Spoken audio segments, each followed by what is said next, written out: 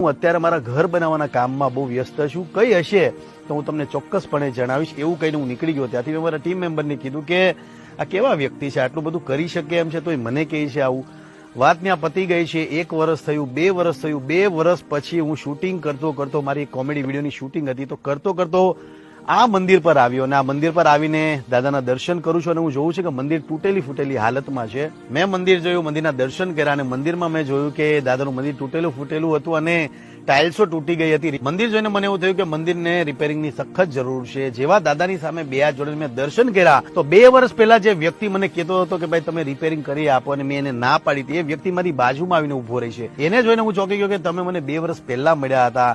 એમણે મને કીધું કે દાદા આ એ જ મંદિર છે જેની હું 2 વર્ષ પહેલા વાત કરતો હતો. દાદા જેને આજ્ઞા આપે છે એ જ વ્યક્તિ અહીંયા ટકી શકે છે. અહીંયા ઘણા સાધુ સંતો આવ્યા છે, ઘણા લોકો અહીંયા રોકાવાના પ્રયત્ન કર્યા છે, પણ દાદા એની પથારી છે ઉલાડી નાખી છે.